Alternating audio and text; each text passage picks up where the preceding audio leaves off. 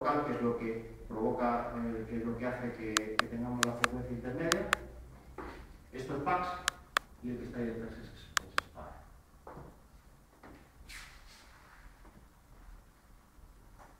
Bueno, entonces, bueno, para observar, si alguien quiere, curiosamente, si uno quiere observar con Hassel, puede hacerlo. O sea, si tenéis un proyecto bonito, lo podéis presentar. Porque Hassel es un observatorio y es un observatorio que está abierto a la comunidad.